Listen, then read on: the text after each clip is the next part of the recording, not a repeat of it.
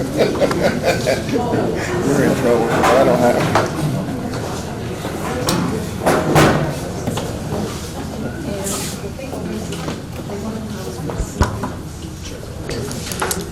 Welcome everyone, my name is Jason King with Dover Coal & Partners. I appreciate you coming out tonight. This is going to be really exciting.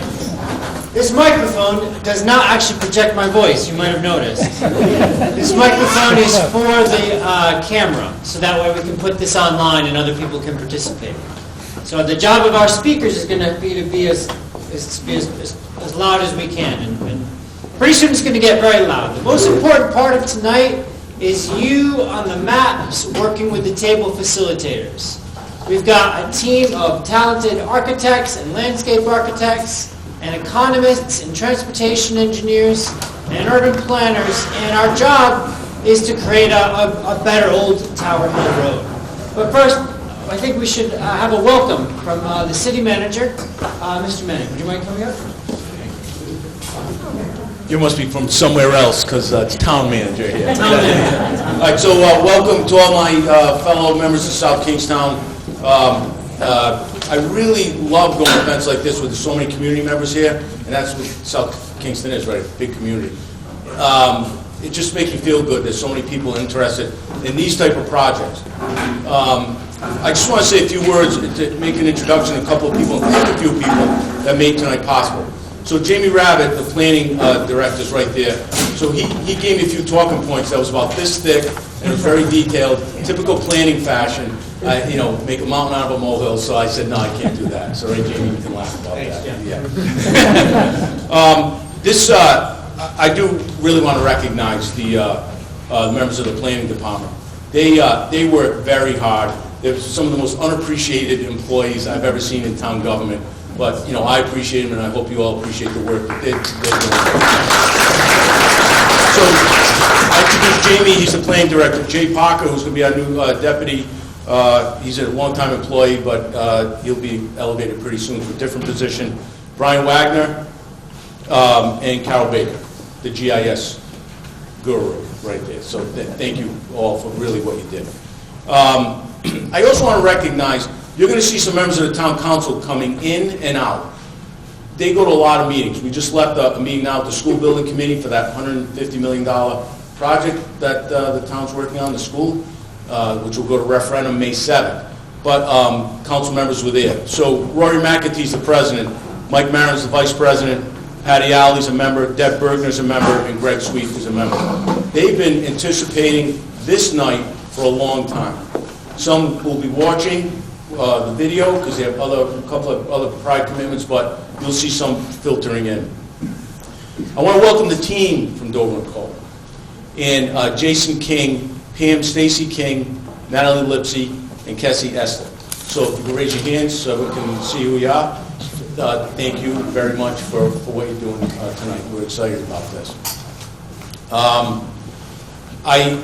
This project has been on for a year now. They've talked about this, and it finally got to this night where we can start the process going. And I see a lot of very respected members of the community here, business owners, property owners, and residents. So obviously everyone has a big interest in this. So thank you again for coming. And Jamie, I'm going to turn it over to you next if you want anything to do with this, or do you want me to give it back to... Oh, I see you got a few things to say. Thank you, everyone.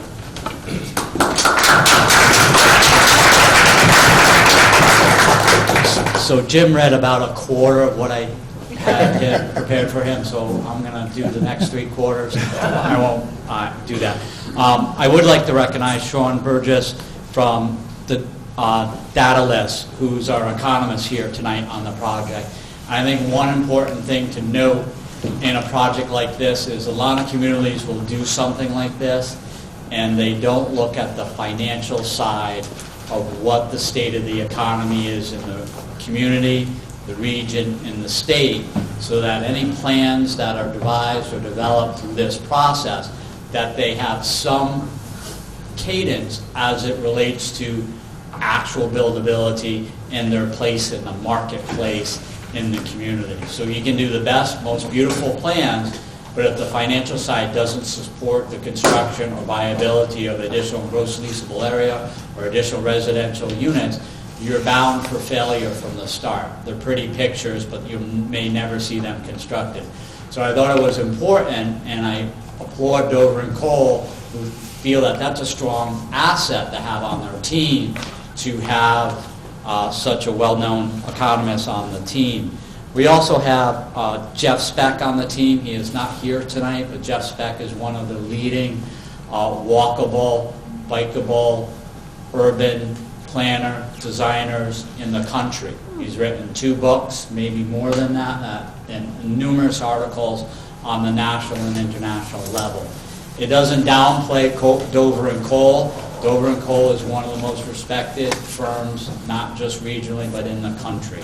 They've worked in multiple communities, and we're grateful that they made the trip to South Kingstown and are here to help everybody. And again, I'd like to echo Jim's comments tonight. You know, we always sit here and we prepare for these meetings, we kind of wait and we set up the tables, and we're like, are 4 people going to come, 40 people, or 400? Because if 400 come, we only have 140 chairs, so we're really going to be in trouble. But, you know, we really appreciate it. We're paid to be here, it's part of our job, but no one in this audience is getting paid tonight. If you are, let me know, I want a job like that. But again, we really, to Jim's point, you're the community that's the fabric of this place called South Kingstown. Without you, we don't have a sense of place, we don't have a community. So our goal tonight, as Jason King has stated, is to come here with an open mind, help them develop a great plan that hopefully from a financial standpoint can be implemented someday. So I'll turn it back over to Jason or back over to Jim. Sorry, I forgot some people I wrote down that are very important here tonight. So the planning board, could you please stand up, whoever's on the planning board here. So Maria Marac is the chair, and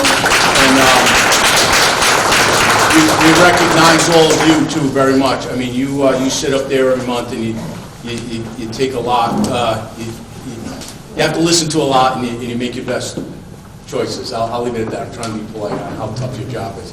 But, so thank you, and Jason, I'll turn it back over to you. We've got a short presentation to orient everyone to the process and to some of the things that we couldn't help but notice, and then we'll be moving into working on the maps. So you know that our study area, you know it, it's Old Tower Hill Road and Kingstown Road, the intersection of the two. But this is a neighborhood plan, so it's not just about these corridors, it's also about the larger surrounding community. This area is where it's the intersection of multiple neighborhoods. And whatever happens on this corridor affects a lot of the houses around it especially. So we're zooming out. We've drawn a line around the main commercial corridor, but you'll find on your maps, the maps zoom way out, and we want to hear from you. A neighborhood plan is a guiding document. It helps evaluate development projects, direct capital improvements, guide public policy, and it works to make sure that this part of South Kingstown remains the place that residents want it to be. The town has us in a really terrific and interactive format. This is a charrette.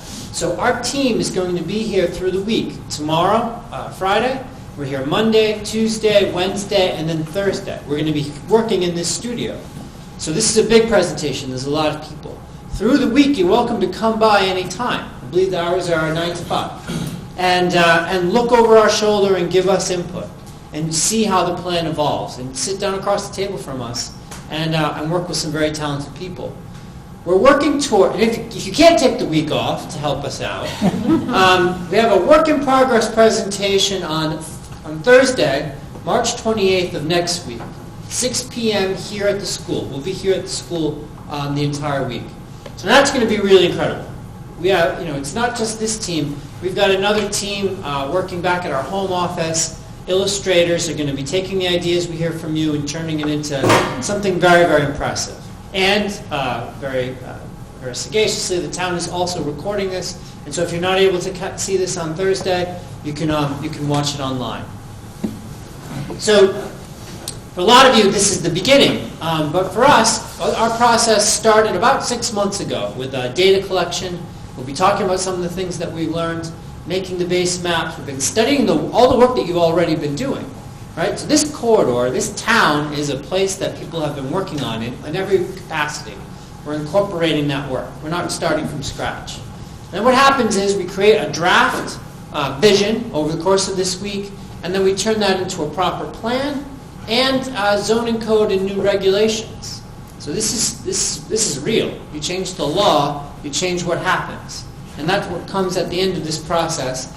Now that involves a full set of public hearings in which you all have another chance, an opportunity to weigh in on the work, to see the drafts. If you go to the town's website, you'll find that there's a link to our project. And we're actually going to put up this presentation, and we'll put up drafts as we go along. So today we had a chance in the beautiful sunshine and 33 degrees to walk around, and Jamie dutifully took us. We walked every single part of the corridor. We looked at every single structure. He explained, he imparted upon us his knowledge. He's been working with the town for a long time. We had other town staff taking us. It was educational. It was exciting. We were not the only pedestrian on that corridor on this frozen day. And there were also cyclists. Your town has already invested in that streetscape. It's a lot more walkable and crossable than it used to be. It's a lot safer. And the bike lanes, the lane repurposing that was done was very exciting. You're trying to create a multimodal place. But at the same time, the buildings are not made for a multimodal, mixed-use, pedestrian-friendly, walkable place, right? The buildings remember this as a purely car-only corridor. And it works. I mean, it works for that. There's a lot of investment. There's a lot of businesses on this corridor. There's a lot of big buildings. These lots go way back. But yet, you can't help but notice that there's a lot of parking lots that are a bit underutilized. The buildings take up just a tiny fraction of the site. This is not going to be the last thing that's ever there. So despite all the very valued uses, and when we do plans like this, everybody gets to stay. Our job is to build upon what's there. Already, the new development looks different than the development from the 60s or the 70s. It's starting to look a little bit more New England, a little bit more South County. Our job is to help define what makes a great building, or great architecture, and a great landscaping scheme, and put it into the code. The corridor is also not just national retails and formula commercial. There's a lot of small businesses that this area incubates and helps to thrive. It was terrific for me to see just how far the Wakefield Mall has come. The Wakefield Mall is full. There was people in that mall. And it's mostly small businesses. So that's interesting. We've got a responsibility to that. The Wakefield Mall still is the spot where the Easter Bunny and Santa Claus come. It's little compared to malls in the country. But it's still very much the center of community life. But what a difference. What a difference Main Street in downtown Wakefield is compared to Old Tower Hill Road, right? This is some of the most beautiful, cool buildings. You've done so much work in this area. So our firm works around the country, work around the world. But I was a student at the University of Rhode Island. I got my master's degree in community planning 25 years ago. I lived in Fortin Road for 5 years. I went to Main Street all the time. And you remember it 25 years ago. Didn't look like it does now.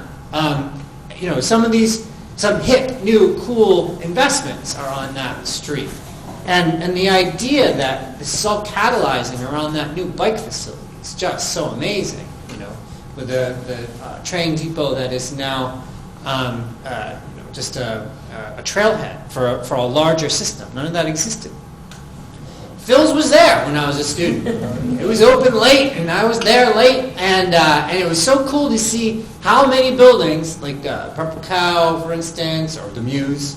It was so great to see how many are still there. You've done a phenomenal job, not just bringing in new investment, but protecting, retaining valued small businesses. That's all part of our job tonight, too.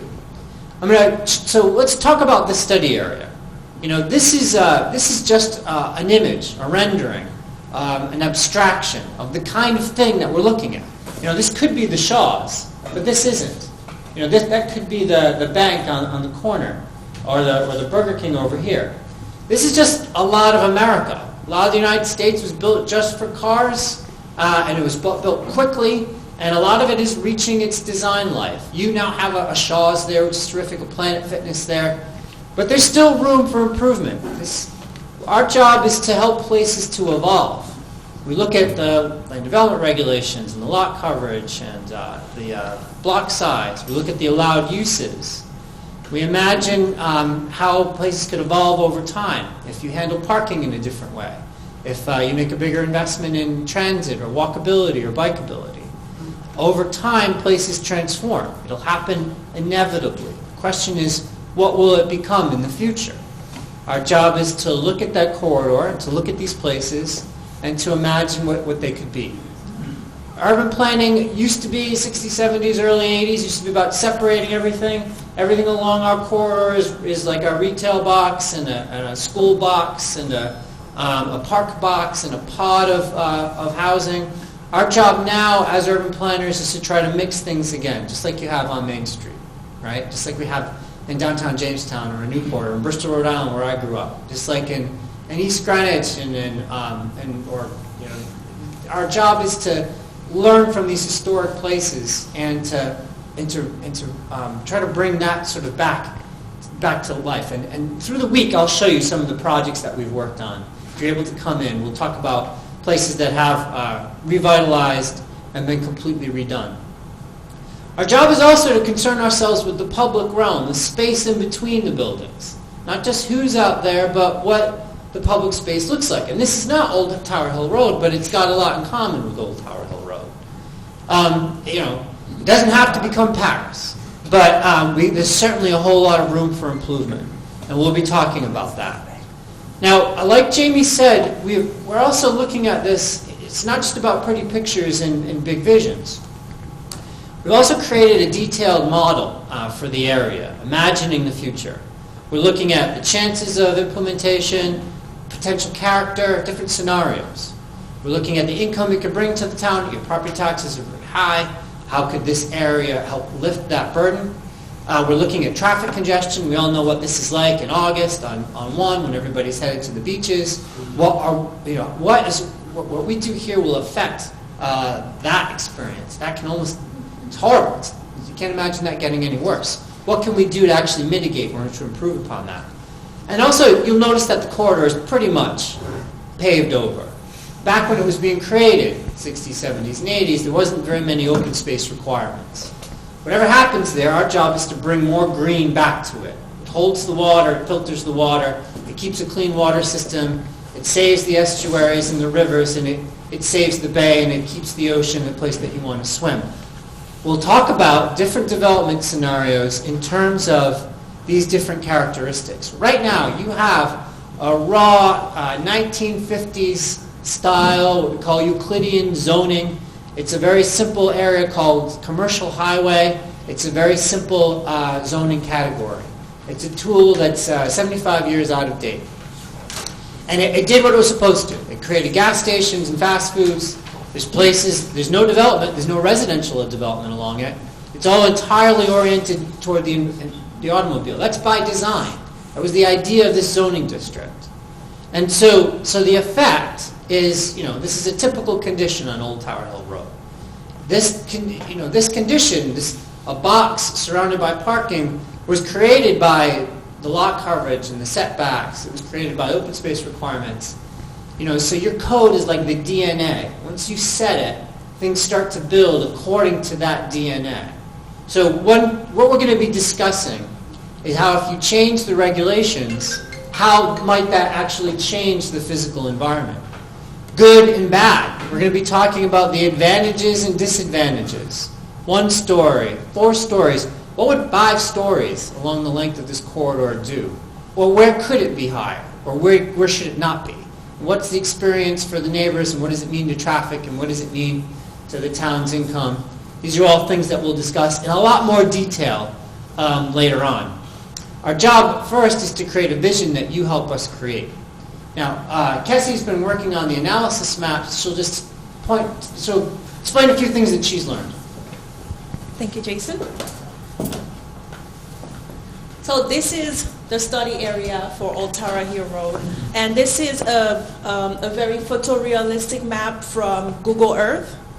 Now, what I like about this map, it's not very photorealistic like the Google Earth map, but this map really shows you the wetlands, as opposed to on the Google Earth map, you can't really see them very well. And what's good about seeing them is because the study area is right in the middle, and it's at a higher elevation, which means that we really have to think that when it rains, the water will naturally, because of gravity, go down into those wetlands. And this water, this is drinking water, it's important water. So we have to keep that in mind with whatever we do for this area. We have to keep that in mind because that water is going to trickle down into those wetlands. Now this is the zoning map. Like Jason was talking, along the old Tower Hill Road, the zoning for it is highway commercial.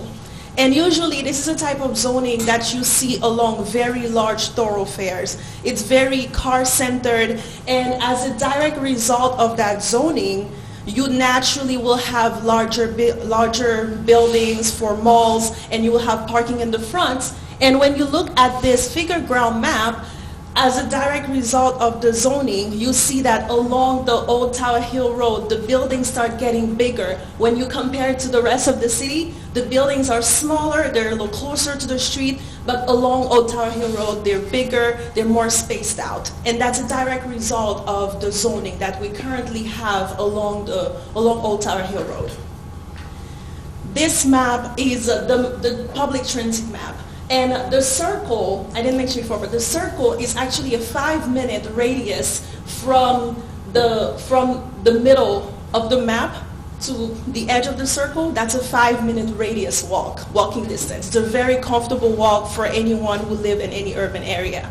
So you notice that just within that circle, there's about 5 bus stops, which means that it's a very well-connected area that has a lot of potential to be more walkable, and we should take advantage of that. And this map shows the street network. So at first you might look at it and say that it's not showing much, but what's interesting is that there aren't a lot of streets, which means that the few streets that we do have, we have to make sure that they're well connected and that they're very comfortable streets. This is a topography map.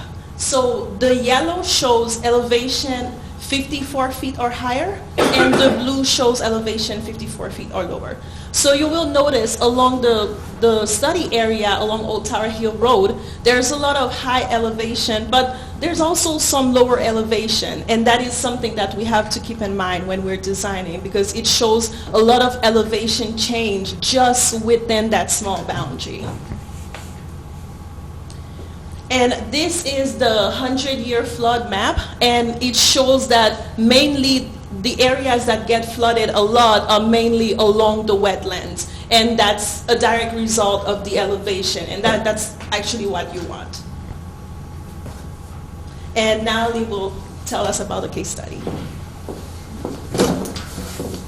Hello.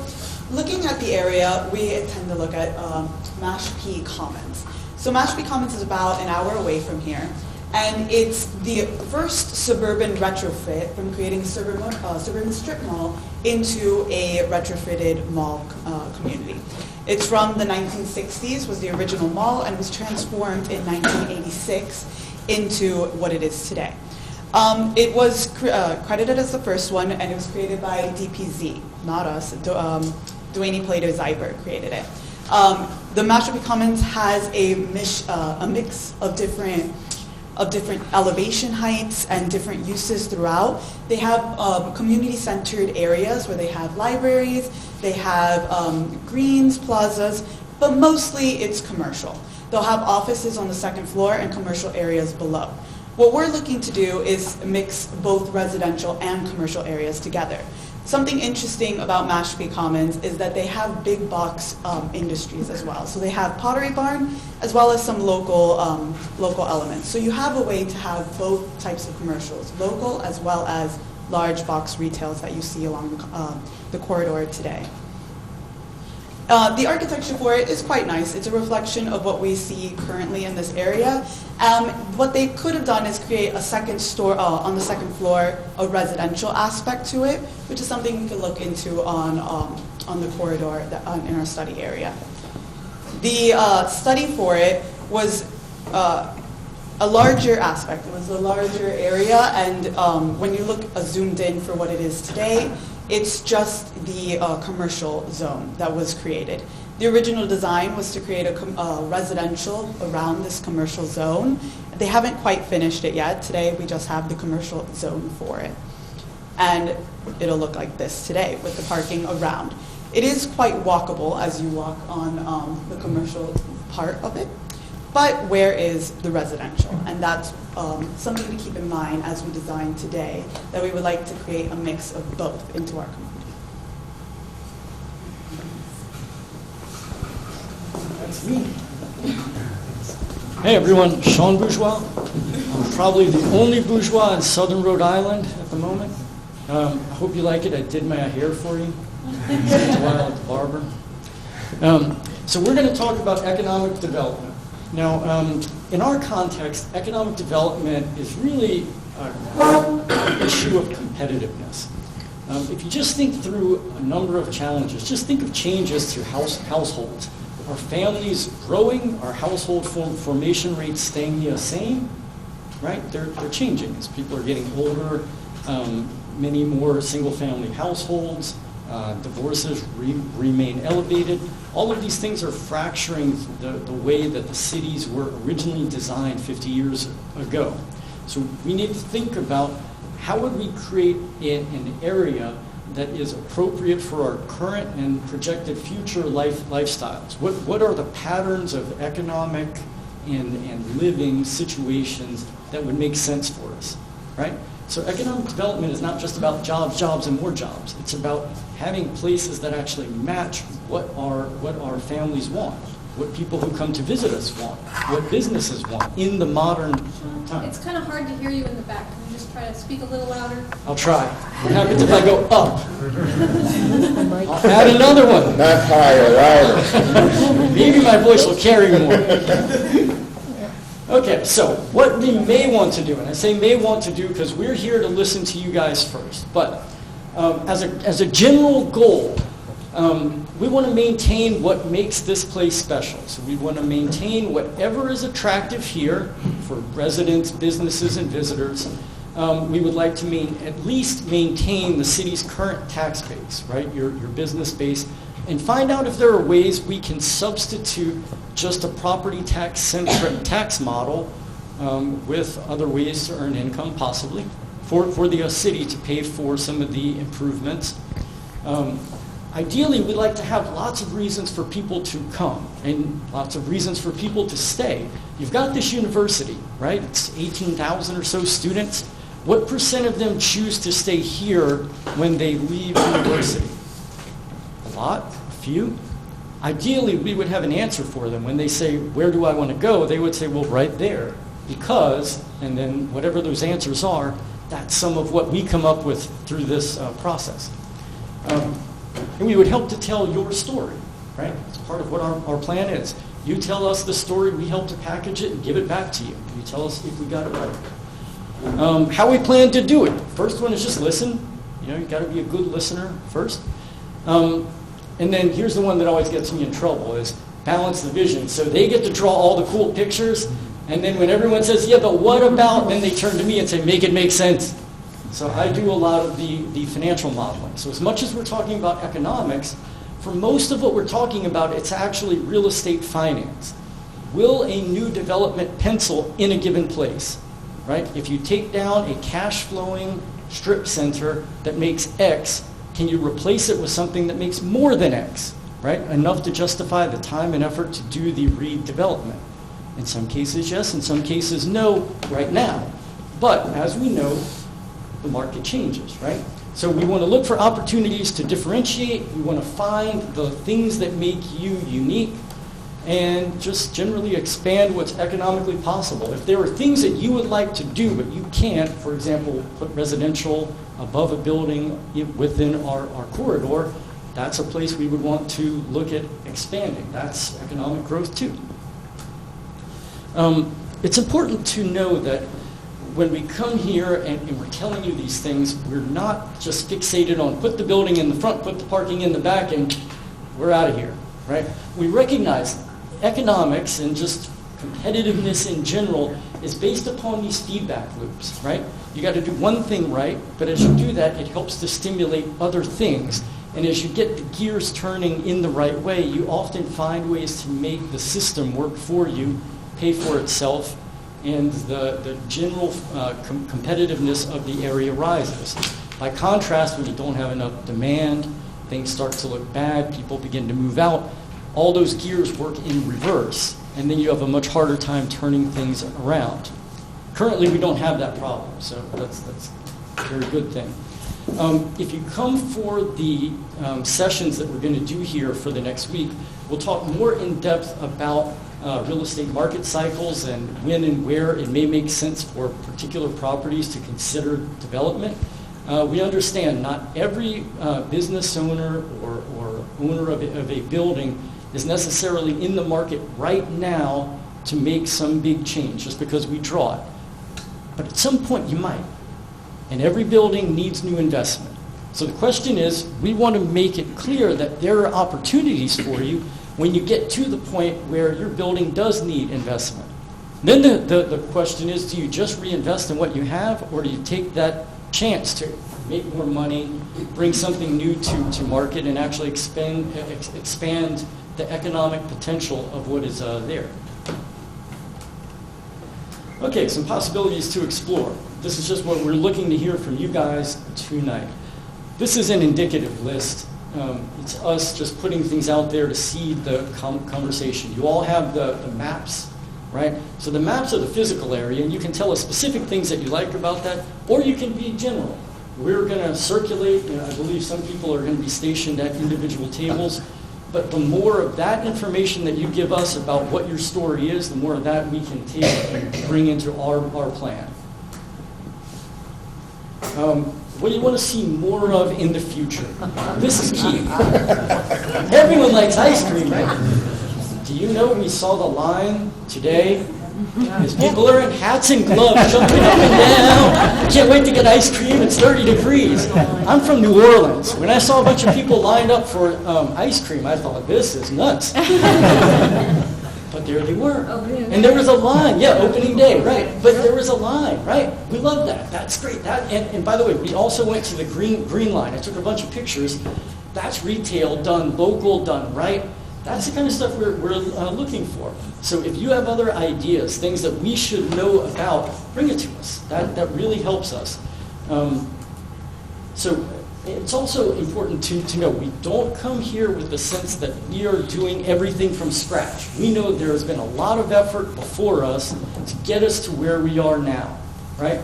So just looking at a business survey that was done of the landowners within these parcels, this was 8 years ago, 2016, where there were questions given to these landowners.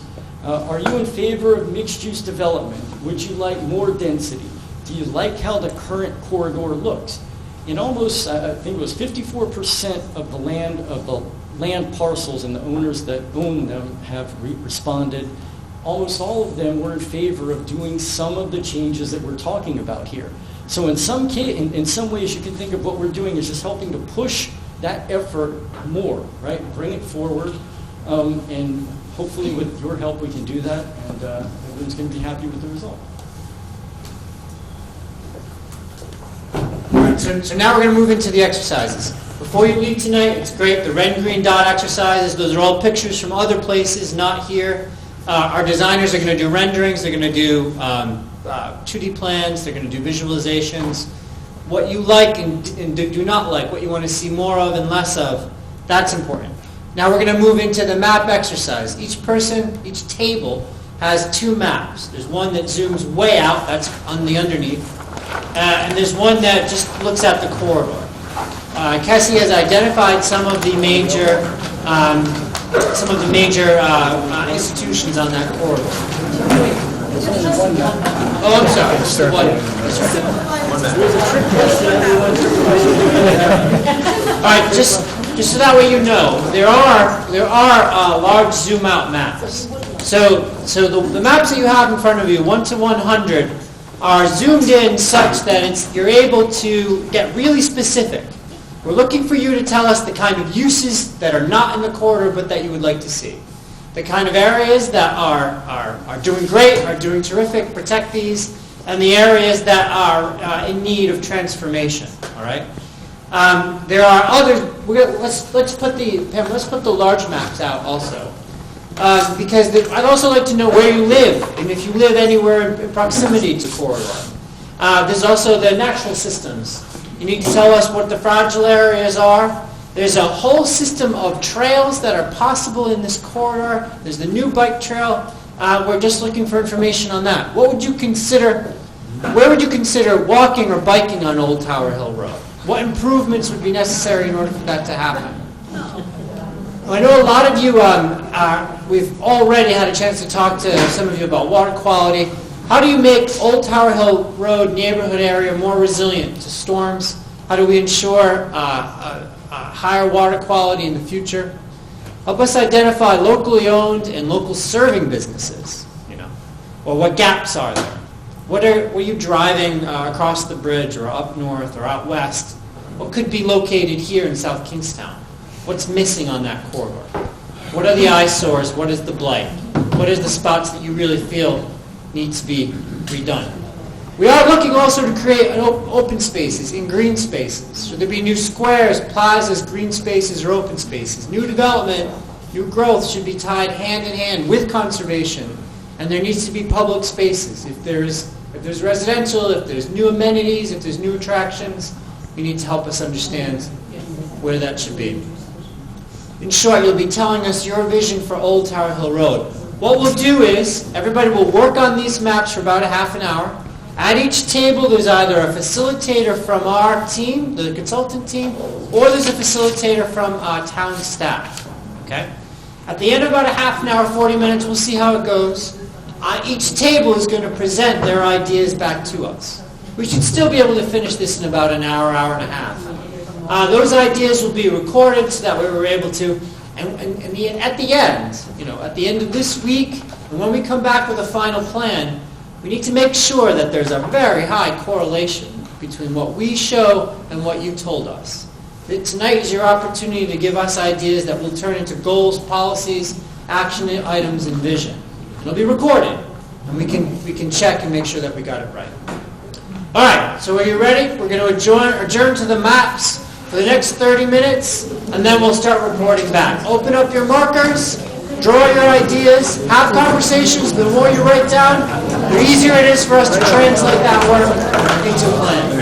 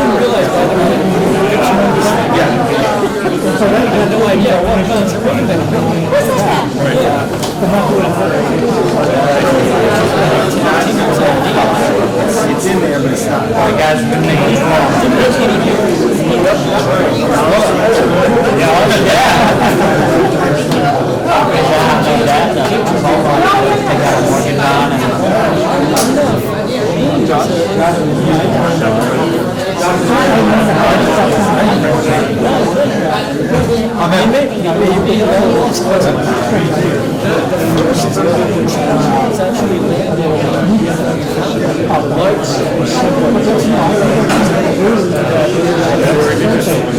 think to the point that they made.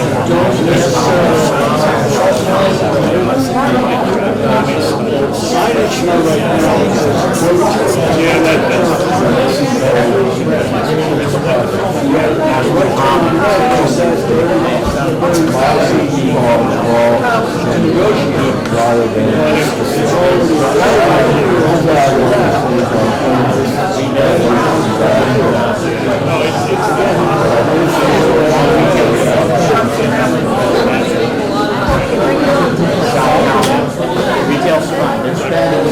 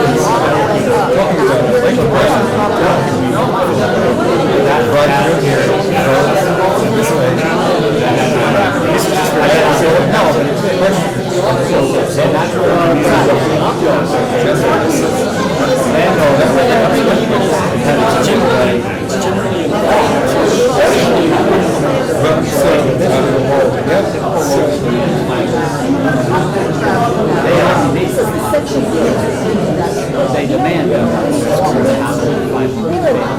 let's show us exactly box on the road. Don't block the box. I work that's cheap stuff. You don't get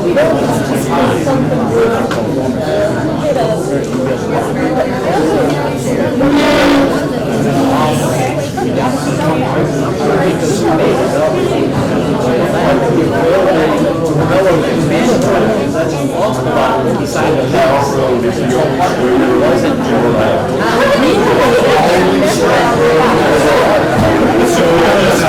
but I think what Sean's going to say is, it's cheaper place to pay on one place now.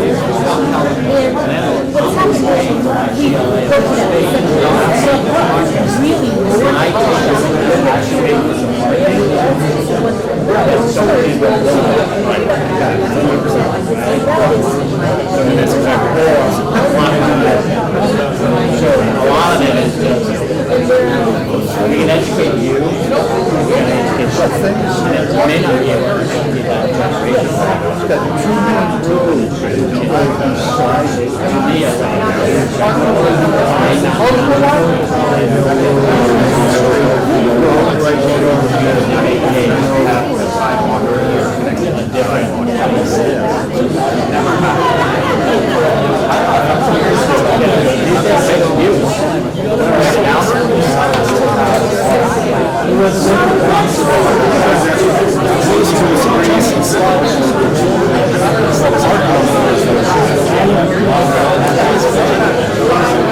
I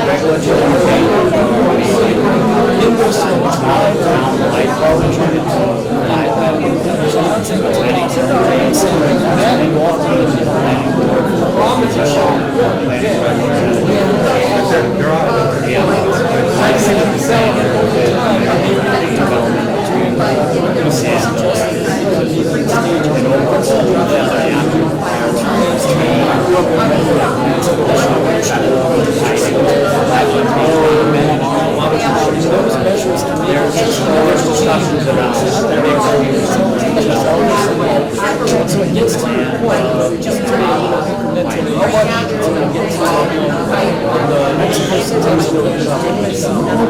speed bumps. That's the same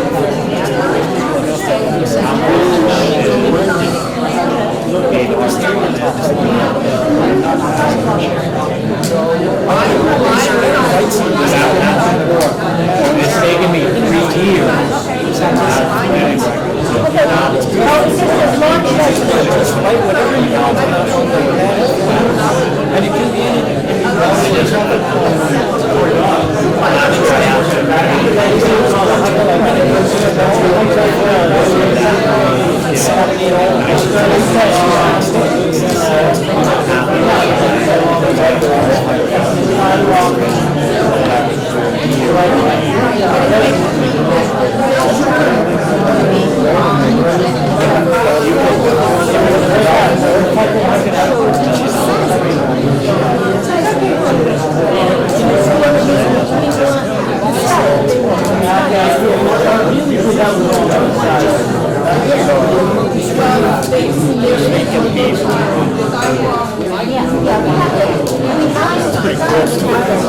So this piece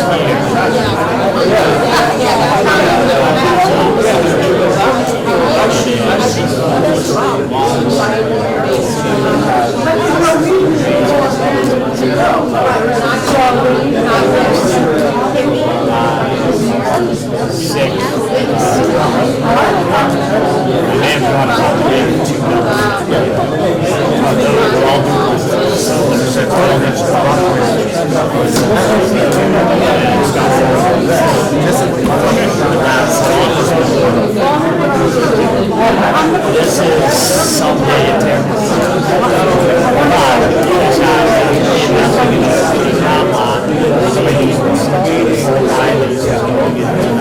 So those are probably 10 years.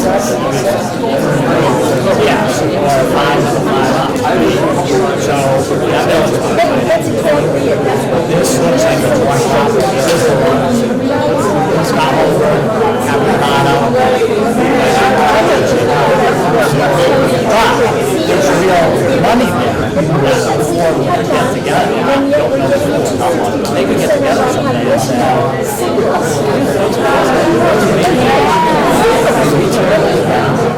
we can put all the retail that's in our building. And every unit will be at least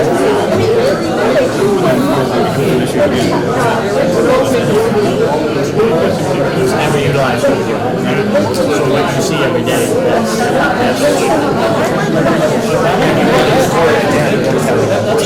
Yeah, again, you tear this down and you can take a building and tell shape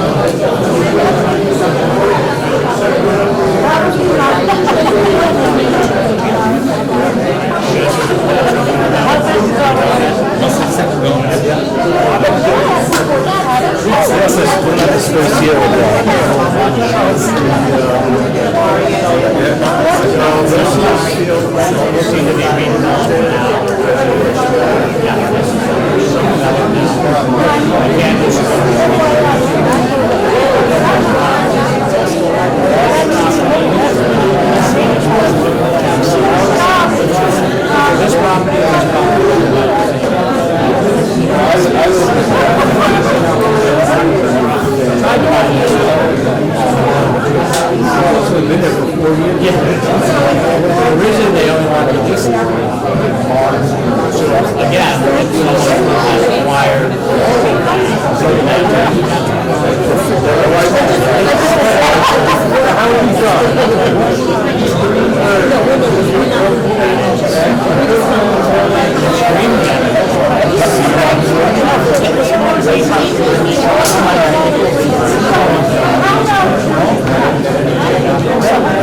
Extreme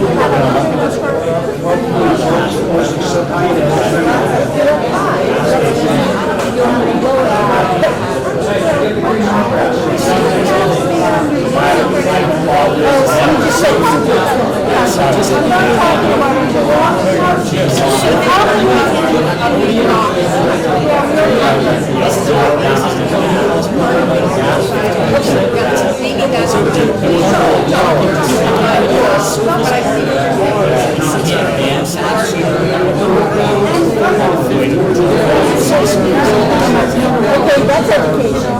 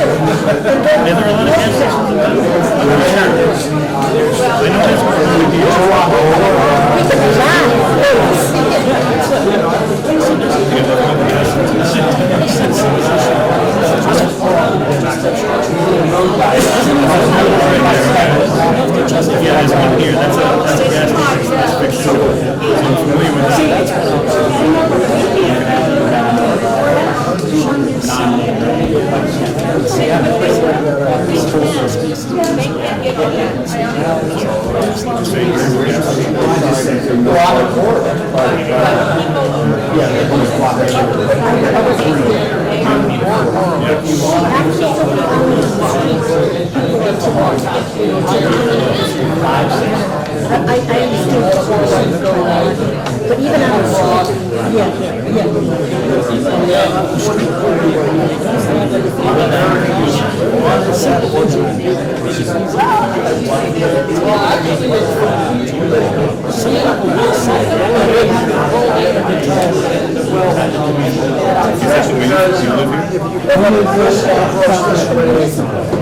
now you're looking at a certain population.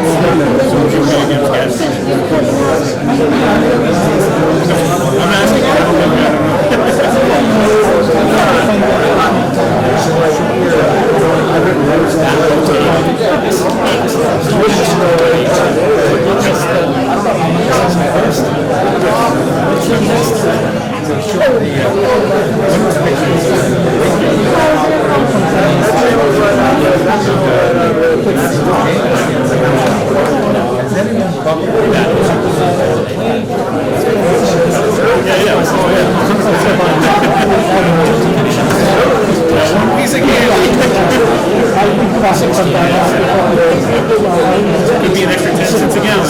Imagine if we downstairs,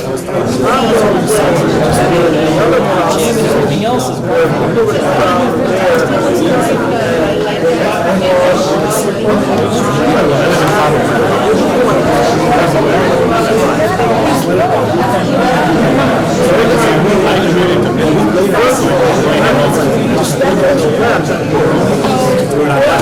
About 45 minutes of traffic. Not being that any easier. Yeah, I mean, so the gas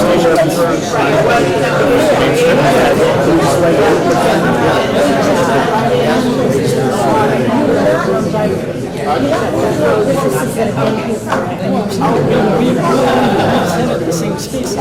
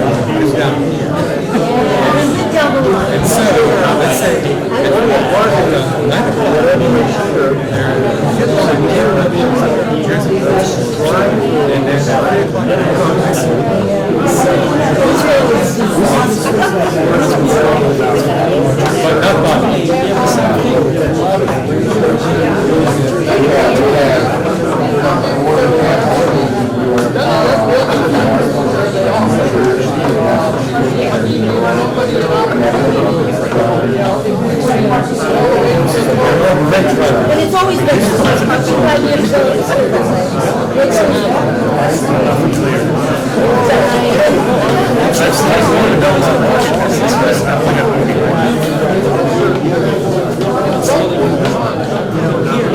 For me, this is fundamentally sacred, right? You ask me, where am I? The stance is I mean, this is my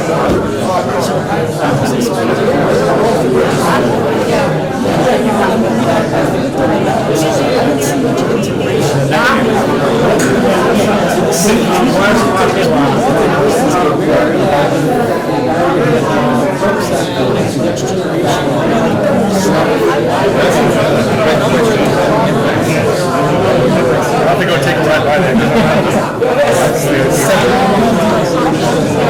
Yeah. Been here.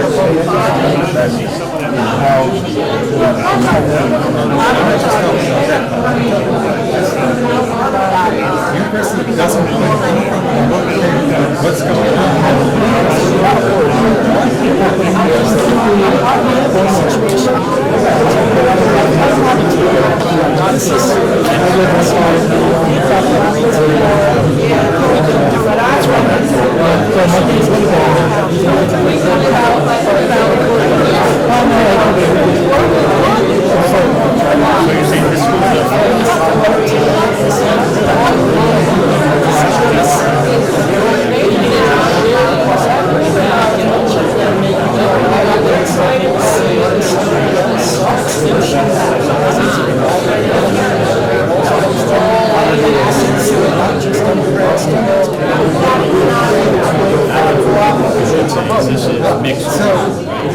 It's a hustle. It's a culture.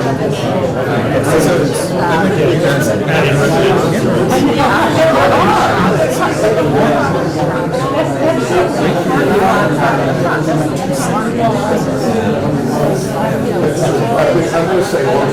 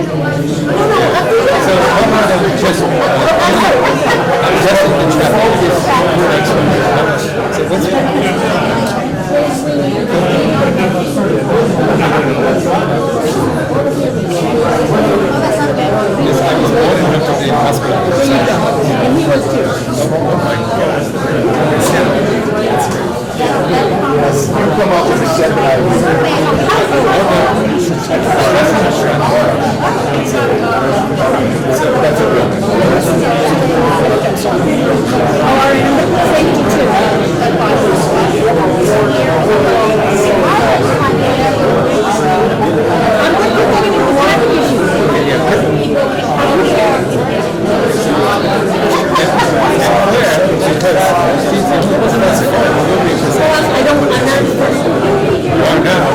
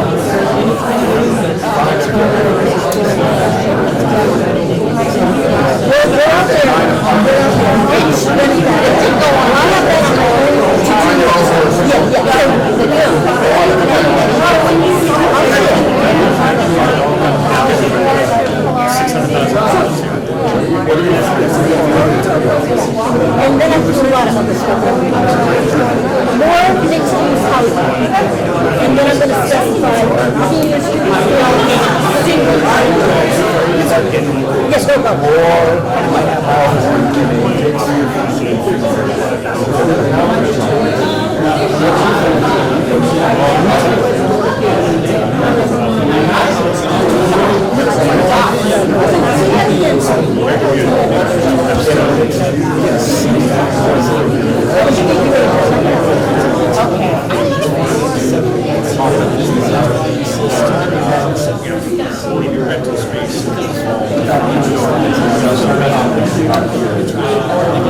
All right, this is the 5-minute warning. Now look, every table has this sheet, the big 3-idea sheet. Find this sheet within your folder. It's going to help you when it's time to present. So we have 5 more minutes. Try to summarize what you've been working on into 3 big ideas, and then the tables will start to present.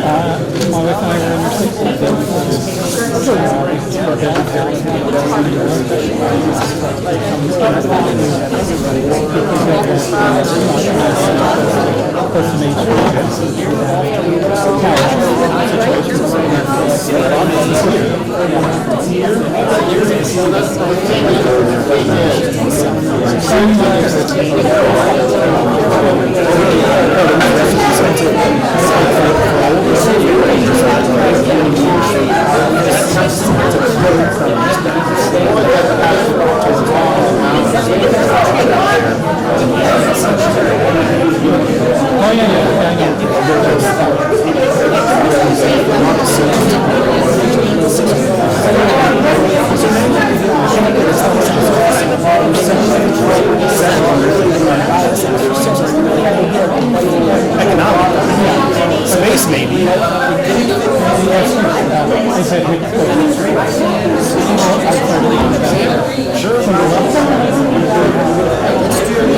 For $5 to put an easy lift staircase.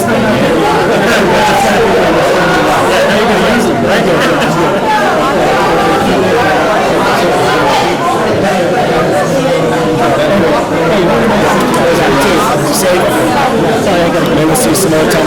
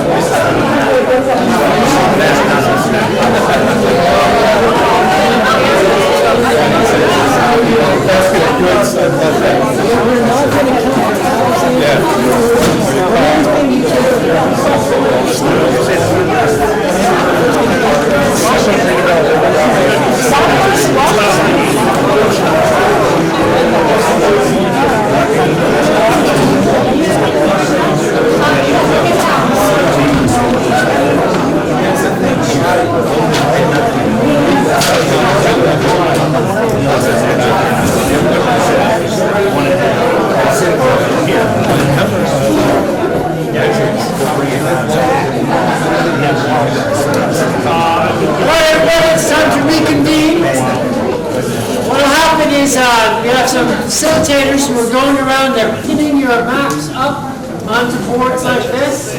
Each table will present. Just present for a couple minutes. Just present for your big ideas. I think we've got 10 tables tonight, so if it's 10 tables, 3 minutes each, then we won't be here all night. If someone's already presented your idea, then that's okay. What we're going to do is put the boards up. Each table should just have one or two people who would like to present for them. Again, we're gonna record these, so that way we're able to make sure we get everything. You also have these one-word cards. These are neat. Just fill out. Here I see one word now. Town Hall Road, ugly. One word in the future, useful. So pulling no punches, candid way of, what we're going to do is we're going to summarize these, put them into a one-word cloud. These are so cool. On Thursday, you get a sense in one word of what people are thinking for the future. So if you're able to fill these out, we'll just put the one-word cards over on this table when you get a chance. There's also surveys. Within each of the packets, there's more detailed surveys that you're able to fill out. You can also go online and spend some time answering questions, filling out our questionnaire, and giving us more information. Remember, we're here all week, so feel free to come in. We're going to be organizing specific topic-focused conversations. All right, so with that, let's start with Table 11. Table 11, just say your name and take us through the map. My name is Perry Rasso. None of these are my ideas. I'm just kidding. So, started with a joke. So, we don't have a microphone. So you're going to have to try to project your voice. You have to try to be quiet in the back. There are plenty of seats up front. So you don't have to stay with your table anymore. You've met them, you've conversed, you've figured it all out. Feel free to come and sit closer to the front. Otherwise, it might be difficult to hear. This microphone is just going to be for the recording. It won't make your voice any louder. I'm Perry Rasso, and I am speaking for Table 11. The major concern was parking. The idea of mixed use. I think everybody loved the idea of having regulations allowing for taller building, and the business people, I think, like you had concern with the parking issues that it would create, and the parking issues that I think some businesses there already deal with. Convenience, functionality were really important, are really important to our group in how this is rethought of. Some concerns of the maintenance of any vegetation that might exist, housing in general, idea of tying in the bike path to the bike lane that's here and here, ideas of shared parking, not just allowed between business owners that might get along, but also allowed in recognizing regulations. A rotary might be a bad idea, but might not. And can't read what else I wrote there. But so those are some of the key ideas. There's other notes we put on here that might be useful if anybody can decipher what was made out there. Safer crosswalk from the major parking lots to the other side of the road. I don't know, Sky Bridge, something like that. And that is our route. Perfect.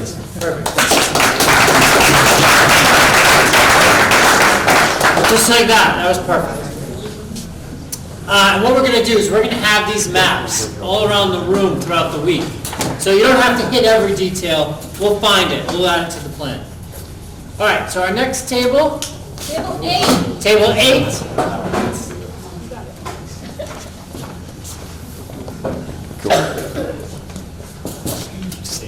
Yeah, my name is Josh Port, representing Table 8. So we had a couple of major categories of things we were looking for. One of those was building a lot more mixed-use residential around the transit corridors. So we have bus lines coming through here, and also It would be excellent to be able to get some of that as well up on the bike path, which would give people more easy access to things like the train station, even as a commuting tool. Another thing we were looking for is a better connection to the north. So one of these would be, for example, to connect basically the bike path with this sort of a trail up towards the Old Mountain Fields, and ideally as well also find a way to get this, probably more vibrant, more heavily peopled area to have some sort of access to South County Commons through to the northeast there. I know it's a little difficult with the private land, but doing our best to hope for the best here. Another thing we had talked about was building public green focal or gathering spaces. So that could be, for example, parks, places that people might want to eat or walk their dog, things that sort of draw people together and provide value to the businesses around, and a little bit of breathing room for the residences as well. A lot of other smaller ideas in there, but I'll try to keep it quick. That's great.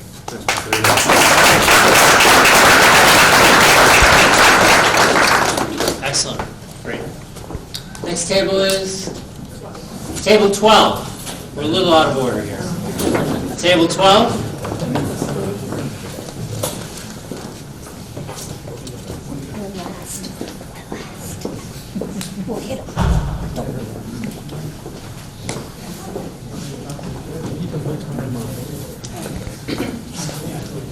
Lisa Beth Sanford, and I'm going to keep it very simple. Historical lighting on Main Street so that people can go and be out at night, because there will be multi-story mixed use along the corridor, and we'd also like higher density residential around the perimeter with elderly/workforce housing. Just very simple, but Main Street, take the lighting from the downtown, continue it up. Yeah. And then where we can, multi-story mixed use and higher density residential around the edges. That's it. The rest of it will come through. The bike path and the sidewalks will come through with us. That's right.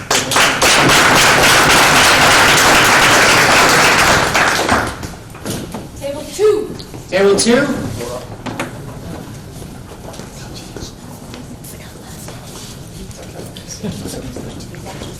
Sure, Josh Gilman, representing Table 2. So, as many have already said, additional mixed use for residential and commercial, especially in the areas that we're very familiar with in and outside of the circle.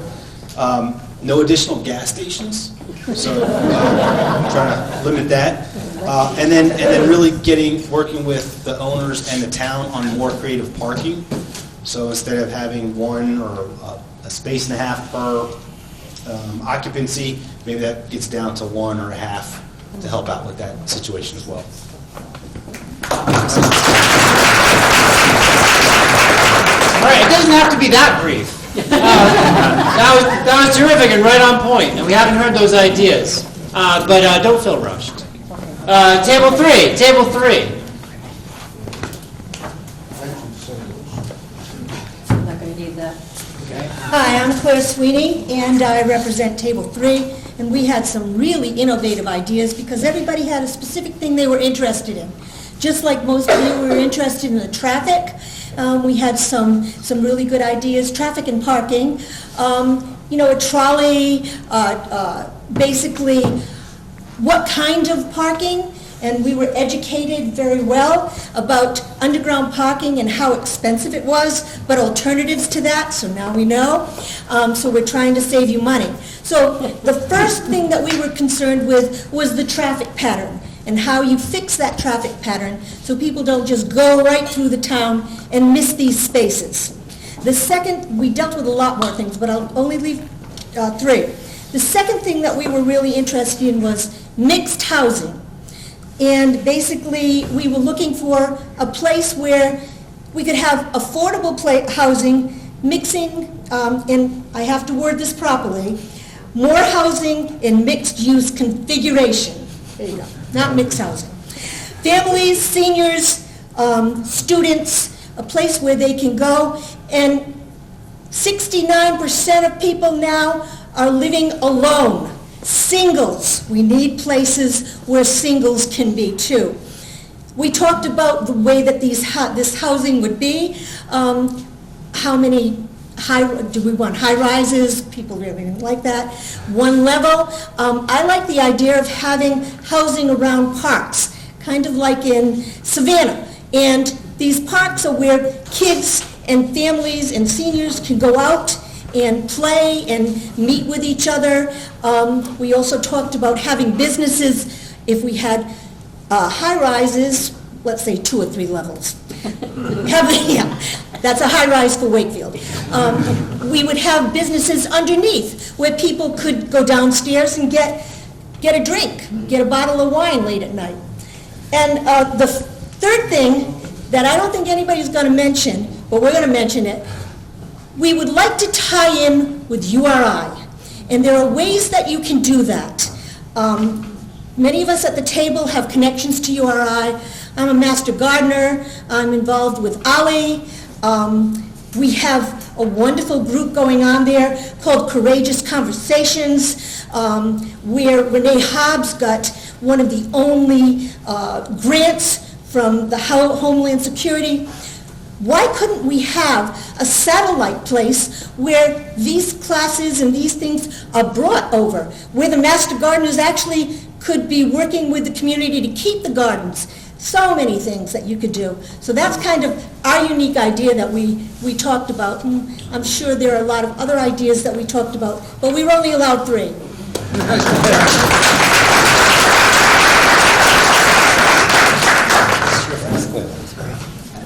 So table 5.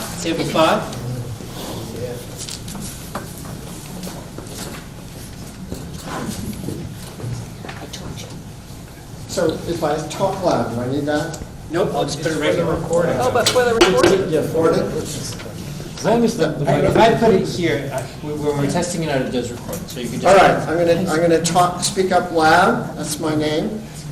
It's Richard Yunkin, and I'm representing Table 5. And our thoughts are really interrelated. And on the map, you can see our swivel, which is in different colors, green and blue, but they represent different things. We talked about, right away, water quality in the Saugatucket River. And I want to see some hands. Who knows where the Saugatucket River is? Well, you all know where it is. That's great. So, did you know that all of this stuff flows into the Saugatucket River and pollutes it? How many people knew that? And why is Wakefield, downtown Wakefield, why is that pond, that river pond, so bad? Well, part of the reason is because all this flows down into it. So, our number one thought was, can we fix all of that and also have a great place to live? Do the two things go together? Of course they do. So we talked about connectivity, water quality, and the buildings. And I've already spoken about water quality, but we talked about how a new park system, or how our existing park system, could interrelate with the rest of a design for this area.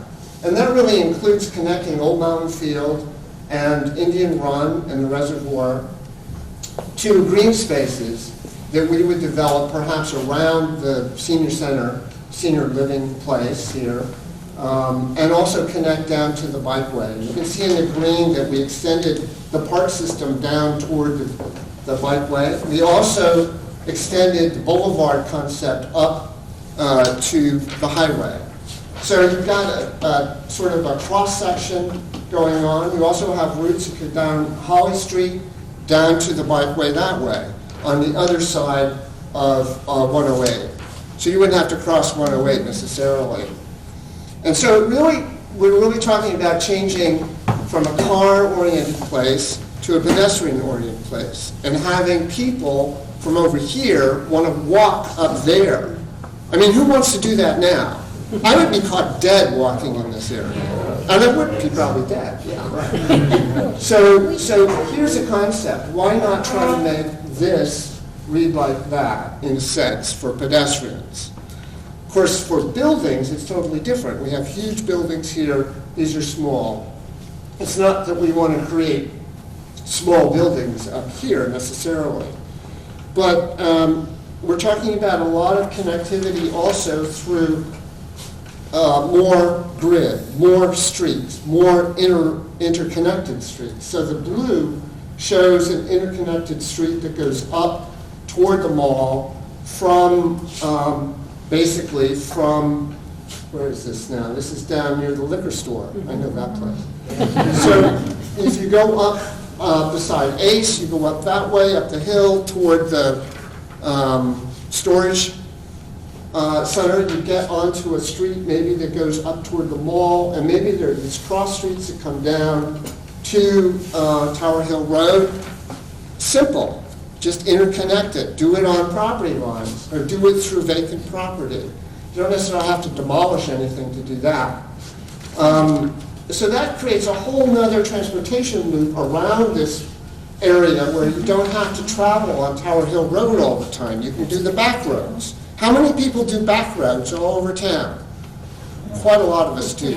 Quite a lot of us find out how to get somewhere without going down the main street. Exactly. It's the way you live in this town. You also live in this town by avoiding places you hate to look at. And this is one of those places I avoid. And a lot of people avoid this place. They can't stand to look at it, so they don't drive there.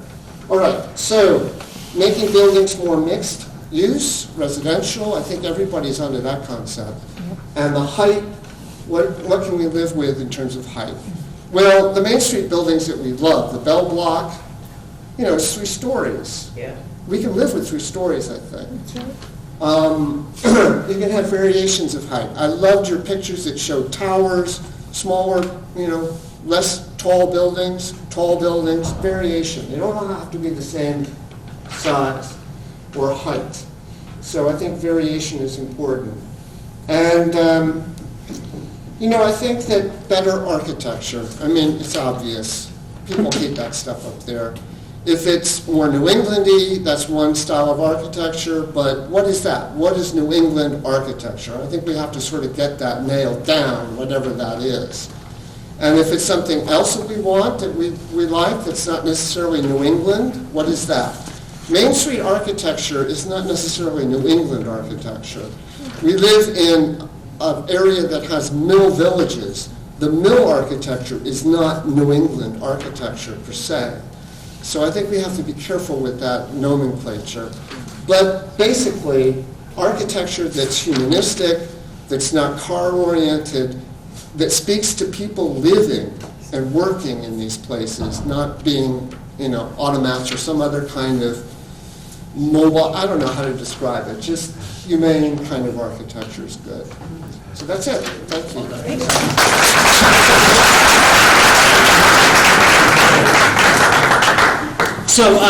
So I saw a lot of notes on your sheet. If you're able to give us out your notes, that would also be helpful too. Maybe just take a picture of it, and then if you could give it to us. Again, this table is a good spot for the one-word cards and for the notes. I checked the microphone, and as long as you're loud, that microphone still picks it up without us having to hold it. All right, so we've got 5 more. So again, feel free to take your time here. You're doing great on time. Table 6. Table 6. My name is Jay Ray, and I represent Table 6. And many of the things we discussed were also discussed previously, but in an ascending order of importance, the first thing we talked about was mixed-use upzoning and changing the height requirements, if there are height requirements. Because, like others have said, one size, one story does not necessarily work well. Second, we talked about more delineated public transit terminals, stations, areas, because right now, the buses stop right in the traffic lane and hold everything up. Not only that, but it's not necessarily safe for people who are egressing from the buses themselves.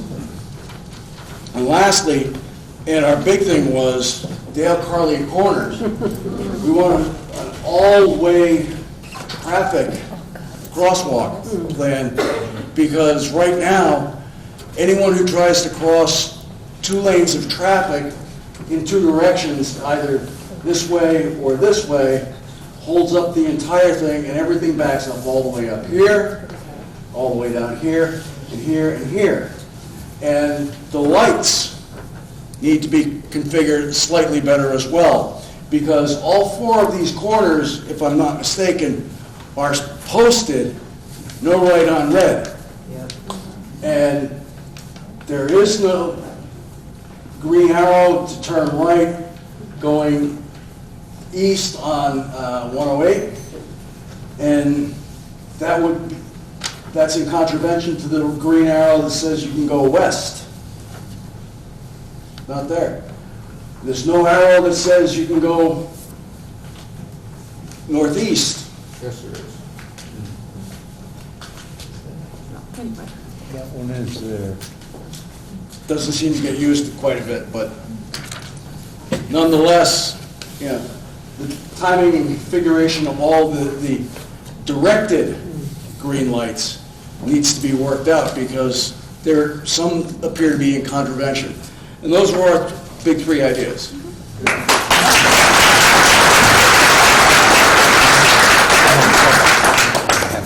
All right, so we're adding those surveys, the promised surveys. Cassie's putting these on each one of the tables. Feel free to stick around tonight and fill it out, or you can take it home with you. You can bring it to town hall, or you can bring it here anytime during the week, or you can take a picture of it and you can send it to the planning department at town hall. But these would be very helpful. All right, so now table 7. Okay, my name is Paul Kenny, and I represent Table 7. I also live about a half a block off of Tower Hill Road, so I do have a strong interest in seeing it improve.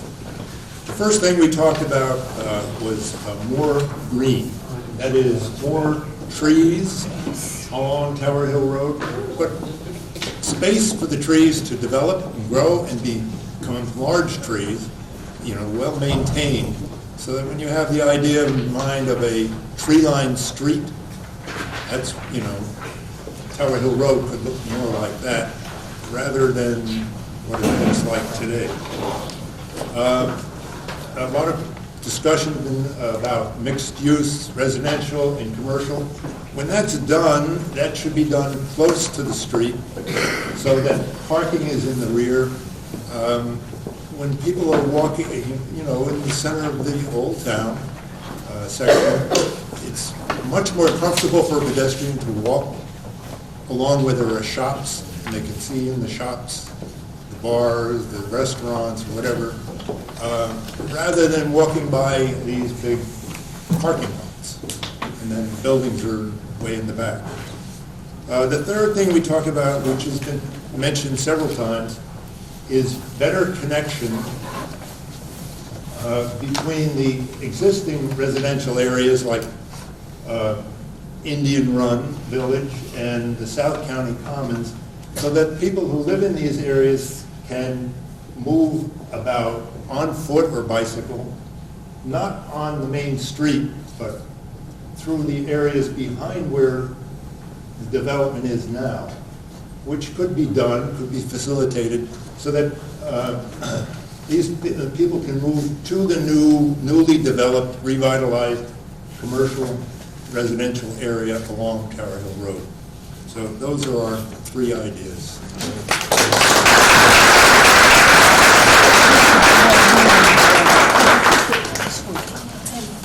For table 10, we just have 3 more. You guys have been really patient.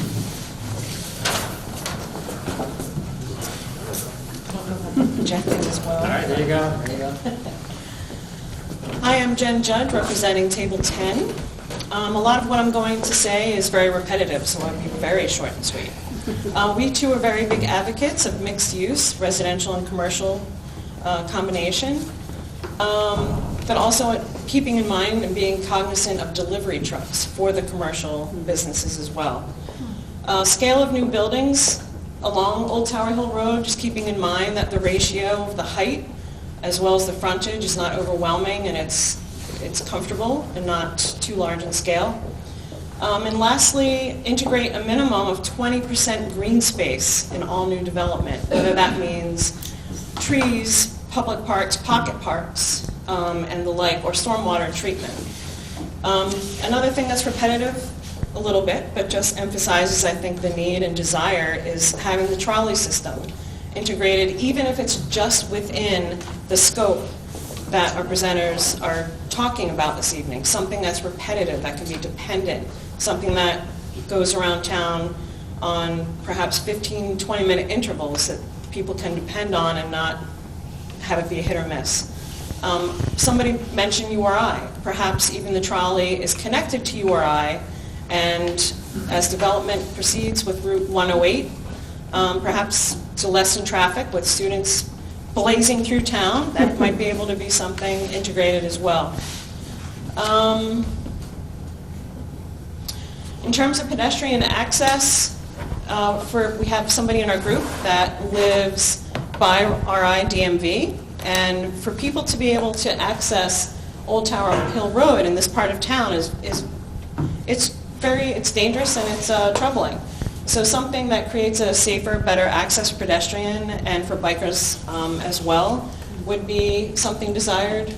But I mean, I personally have seen people walking along Route 1 to get to South County Commons. I'm assuming, I shouldn't assume, but I'm guessing that perhaps they took the bus and they got off at Wakefield Mall, and they don't know any better. This is the straight, shortest path, and I know it's probably a big ask, but something in collaboration with RIDOT and the town to allow some kind of bike pedestrian safe commute along Tower Hill through that development up to South County Commons would be great. Lastly, speaking of biking, we have this lovely bike path, and Richard, to your point, I walk this to plug my electric car in. It's a little intimidating, so lately from my office I enjoy walking up the bike path, and I cut through the businesses and the parking lots, and it's just a lot less intimidating. So some way, somehow, to integrate a little extension of bike-friendly connections up to the businesses in this area along Old Tower Hill Road would be greatly appreciated. But in terms of business and the bike path, I think development along the bike path itself for businesses, maybe have the businesses be bike-friendly and promote outward-facing access to the bike path, whether it's a smoothie shop or a sandwich shop, or if it's 90 degrees out and you want to grab a Gatorade before heading down back to Narragansett Beach, something like that would be fantastic. Yeah, so that wraps it up for us. Thank you. Well done.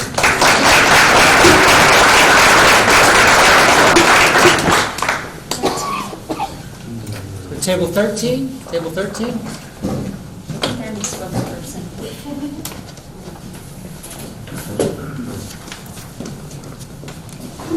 Hello, I'm Elizabeth Scott, and I'm the proud representative of Table 13. So many of our ideas echoed what we've heard other groups come up with, but our number one, well, our three big ideas. So the first one is just more green space throughout, and that being for purposes of just making it a more pleasant place to be. There are a number of us who are bikers or walkers in this area, and so the idea of just like softening the main corridor so that it's a more pleasant place to actually walk or bike.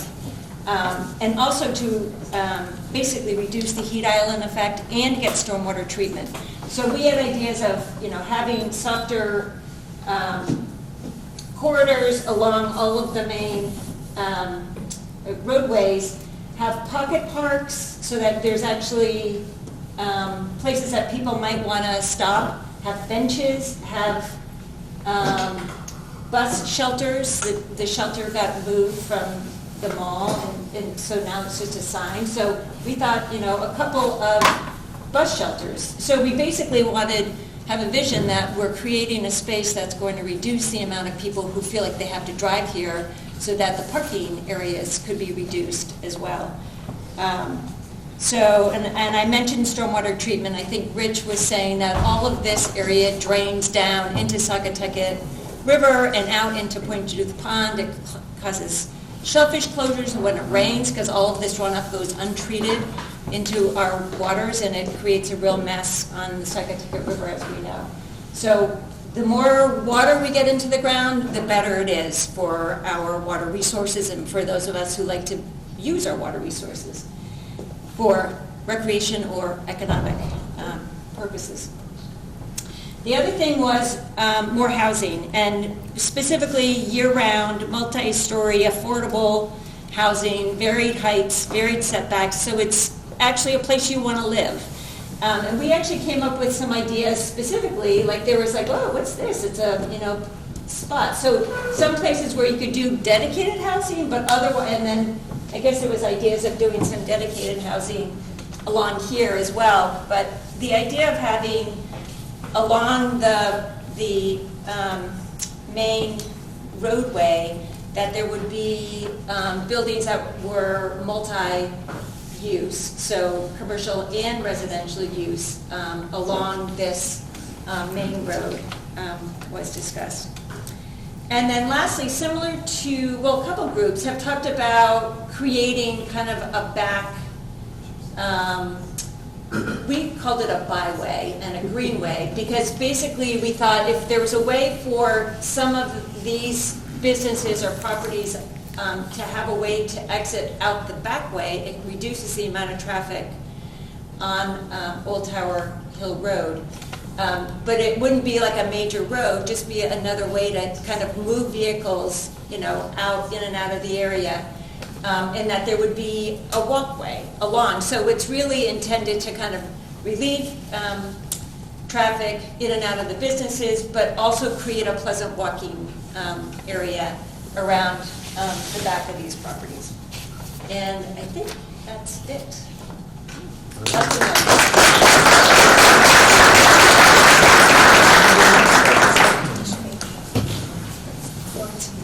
Great. So table 14. Do we have a presenter for table 14? We do. While table 14 comes up, I'll tell you, we weren't sure how many people would come out for this corridor, right? This isn't the most loved part of southern New England. And we weren't sure about the sophistication of the ideas. It seems like a difficult place to work. But a lot of people came out, and the ideas that you guys have been talking about are phenomenal, and they translate really, really easily into a physical master plan. I just want to say just how impressed our whole team is for everything that you've been doing tonight. We've been really working on it a long time. We haven't gotten very far. Yeah, Big hopes, though. I can tell you've been thinking about it. All right, great. I'm Sean Russell, representing table 14 in the back.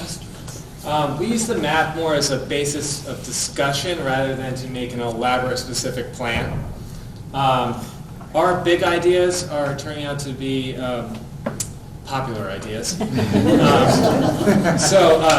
Number one, more housing. So I'm 40 years old, and pretty much everyone I know that doesn't live in town wants to live in town. They can't afford it. There's just not enough housing. There's no selection. And young people, so I went to URI, a lot of them don't stay because there's nowhere for them to live. There's a serious lack of like one-bedroom places that you can afford working an entry-level job. And so I think it's important to incorporate housing for both the young and old into this plan. For the old also, so they can get out of their houses and so younger people can buy them and raise their families in town. Because people who went to school here can't afford to live here. People who grew up here can't afford to live here now. So not asking for subsidized housing, just more of it. Supply and demand economics, Yeah, next thing, more density, like Main Street. We love Main Street. Everybody likes Main Street. 20 years ago when I was in school, Main Street didn't have a whole lot going on. Like, not very much at all. And it's perked right up. It's a great place. I work on Robinson. There every day. Would love to see more of that here. And also connectivity. So connecting the bike path to Old Mountain Field and then to the rec center and South County Commons. South County Commons is really an island right now in the town. Get more. make it more accessible to the shopping and the development that could be happening here, more accessible to the people living there. It's more connectivity, makes more commerce, it's good for everyone. And then ideally, you know, going higher density with all this will also increase like the tax base per, you know, per square foot, whatnot. So that's it. Nothing too specific.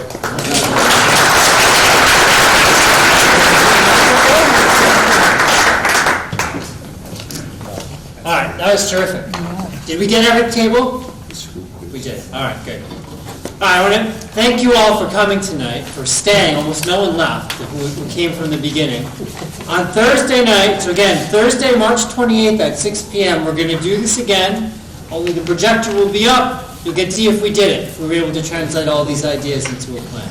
Stop by anytime during the week and follow the work on the town's website. All right, big hand for everybody. Thank you so much.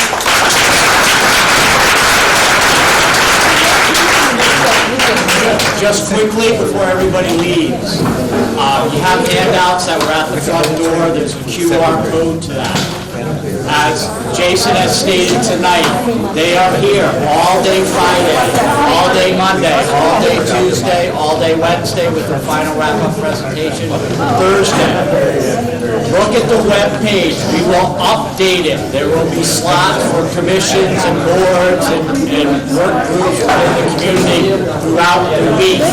You don't have to come to those, but you can participate in those and drop by if you can. Also, if you want to send additional information, send it to the planning department and make sure the consultant gets it. Again, thank you. This is very exciting.